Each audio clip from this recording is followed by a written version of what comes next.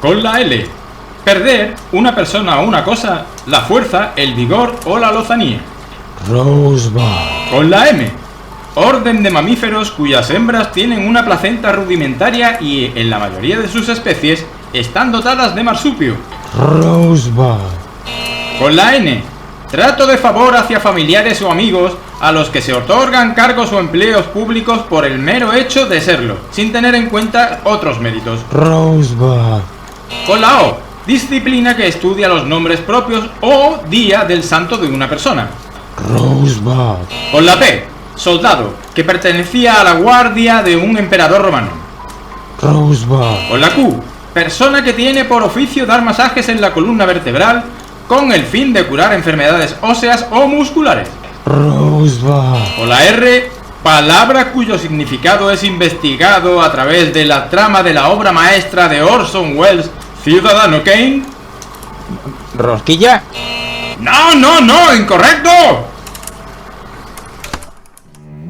Ese nefasto comienzo fue el motivo de que Orson Welles decidiera prescindir de los 150 guionistas que la RKO le había proporcionado, no sin antes propinarles una buena patada en el culo. Y por eso se ciñó a su plan inicial: mantener el secreto sobre Rosebud, sobre la palabra clave de la película, que, como todo el mundo sabe, en español significa ¡capullo! De rosa. Ciudadano Kane, bienvenidos de nuevo a Cineclassic Canal. Un peso pesado dentro de la historia del cine, una película rodada, dirigida, escrita, protagonizada por un inmenso Orson Welles, que se ganó con este título mítico, de los más míticos que hay, posiblemente una de las mejores películas, si no la mejor película de la historia del cine. Se ganó una reputación de estrella absoluta de Hollywood. Orson Welles venía del teatro, de triunfar, arrasar en el teatro, venía de haber conmocionado al país entero, América entera, con esa versión radiofónica de La Guerra de los Mundos, y la RKO le dio crédito absoluto para que hiciera lo que quisiera con esta película, y consiguió revolucionar literalmente la historia del cine, con cada plano, con cada escena, con cada iluminación diferente, claros, oscuros, tomas que nunca se habían visto antes en una película, una forma de rodar, ya digo, totalmente revolucionaria. Es lo que consiguió Orson Welles, atrapando al espectador con esta película, dando la sensación de que estaban viendo algo totalmente nuevo que jamás se había visto antes. La imposición principal de Kane para rodar esta película con RKO fue que Herman J. Mankiewicz fuera su guionista, fuera el hombre que trabajara con él en este guión maravilloso. Por supuesto se lo concedieron. Un hombre que con 25 años estaba triunfando de esa manera, tenía carta blanca para hacer lo que quisiera, y contó con Mankiewicz. Y el resultado fue espectacular. Es que es una historia que de principio a fin te atrapa, con el relato de Charles Foster Kane, un personaje que curiosamente se parece muchísimo a alguien que existió en la realidad, al todopoderoso magnate William Randolph Hearst, un todopoderoso magnate, un hombre que controló los medios de comunicación, igual que el personaje de Orson Welles, igual que Charles Foster Kane. Y la película empieza con una palabra mítica, Rosebud. Es lo que pronuncia Charles Foster Kane antes de fallecer. A partir de ahí, un grupo de periodistas intenta averiguar por qué esa fue su última palabra, Rosebud.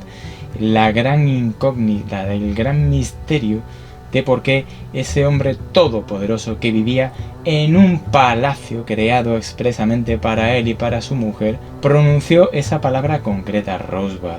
Entonces, a través de flashback, es revolucionaria la forma que tiene Orson Welles de rodar la película, ir encajando flashback tras flashback para que entendamos el contexto completo de la historia.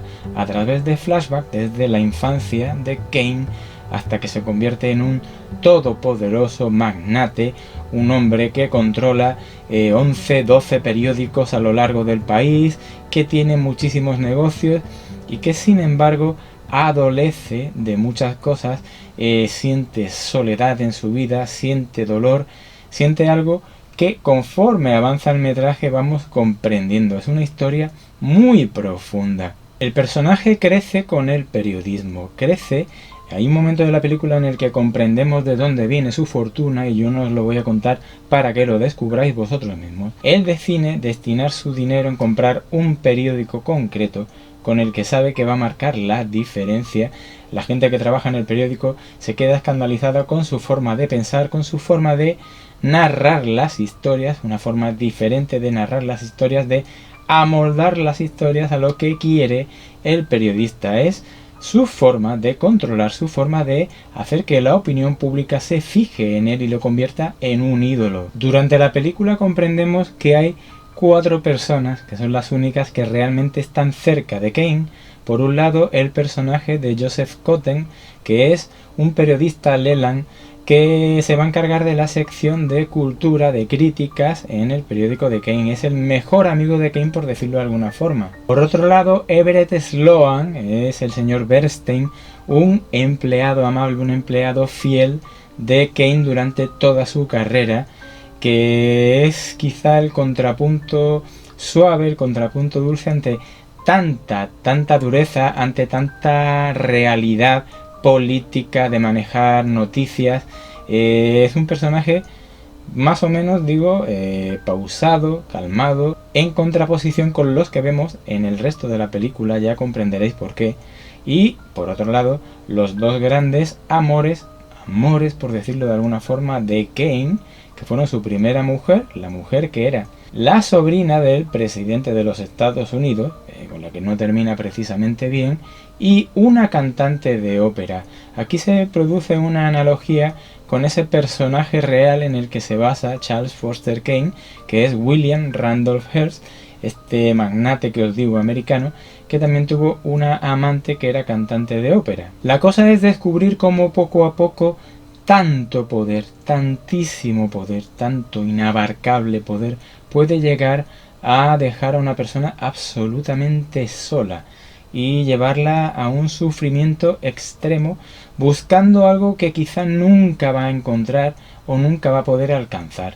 La película es totalmente revolucionaria en ese sentido, en un momento en el que salía Estados Unidos, 1941, había habido una gran depresión y Orson Welles tenía una forma de contarla bastante cruda, como poniendo al espectador por delante la realidad de la política, la realidad del periodismo, la realidad de la vida americana, de la sociedad americana de ese momento. Y como anécdotas de una película fascinante que yo no voy a seguir contando para que la descubráis, la palabra Rosebud, esa palabra famosísima, una de las más famosas de la historia del cine, pues eso se mantuvo en secreto hasta el final de la película. De hecho, prácticamente todo el equipo creía que era el nombre de una mujer. Y paradójicamente la escena final, en la que se desvela que es Rosebud, se rodó sin Orson Welles, que estaba enfermo en ese momento, y lo tuvo que sustituir Robert Wise, que era uno de sus colaboradores. Se quedó sin dirigir la escena apoteósica de la película, donde conocemos el significado de la palabra. Es curioso. Y Welles en algún momento de la producción también tuvo más de un incidente físico. Se rompió un tobillo bajando unas escaleras, persiguiendo al actor Ray Collins, a otro personaje, un personaje también bastante oscuro de la película cuando lo veáis. Y tuvo que dirigir durante mucho tiempo sentado en una silla de ruedas. Y sin embargo nada detuvo a este todoterreno Orson Welles para que terminara esta obra de una manera redonda. Sufrió tanto que cuando vemos, hay mucho momento en el que vemos evolución física de Charles Foster Kane. Evolución física desde un hombre de 25 años hasta un hombre de unos 70 y tantos años. ¿Qué pasa? Que Orson Welles tuvo que utilizar un maquillaje extremadamente pesado, difícil de poner, que le provocaba sangrados, le irritaba la piel, era un calvario y sin embargo aguantó creo que mereció la pena lo que hizo, lo que se sacrificó su rostro para que quedara creíble y quedara el personaje mítico que es Charles Foster Kane. Y también hay una anécdota puñetera, por decirlo de alguna forma, porque el pobre Everett Sloan, el actor amigo de Orson Welles, que en esta película también es su fiel trabajador, el señor Bernstein, tuvo que aprender a patinar, no sabía patinar sobre hielo y tuvo que aprender a patinar para una escena concreta de la película que al final no se utilizó. Vaya fastidio que el pobre hombre se tuviera que sacrificar, estuviera horas y horas aprendiendo a patinar para que esa escena no llegara al montaje final de la película. Pero bueno, gajes del oficio de actor. Y a pesar de que William Randolph Hearst, este personaje real en el que se basaron para crear a Kane, hizo lo imposible para que la película no se estrenara, hizo lo imposible para boicotear la carrera de Orson Welles y de Mankiewicz, de su guionista. Hizo todo lo posible para comprar las copias de la película para que no llegara a los cines. No lo consiguió, la película llegó a ser lo que fue y menos mal. Y dado el contexto histórico de la película, dado el momento en el que se rodó, no se estrenó en muchísimos países hasta que terminó la Segunda Guerra Mundial. Aquí concretamente en España, hasta 1946 no se pudo ver en salas. No quisiera terminar este vídeo sin hacer una mención especial a una de las escenas más impactantes y originales de Ciudadano Kane, la que sigue a la muerte del protagonista, en la que se presenta un documental ficticio que anuncia al mundo el fallecimiento del magnate y que repasa su vida y su legado. Esta escena, creada por Orson Welles con una maestría asombrosa, muestra el talento del director para imitar el estilo de los noticiarios cinematográficos de la época, usando técnicas como el montaje, la voz en off, el uso de imágenes de archivo y la mezcla de ficción y realidad. El documental ficticio no solo sirve para introducir al personaje de Kane y su compleja personalidad, sino que también plantea el enigma de su última palabra, Rosebud, que será el hilo conductor de toda la película. Con esta escena, Welles logra captar la atención del espectador y crea una atmósfera de intriga y fascinación por la figura de Kane que se irá desvelando a través de los testimonios de quienes lo conocieron. El documental ficticio de la muerte de Kane en Ciudadano Kane es sin duda una de las muestras más brillantes del genio de Welles y de su capacidad para innovar y revolucionar el lenguaje cinematográfico. Dejo aquí esta reseña sobre la que muchos dicen que es la mejor película de la historia.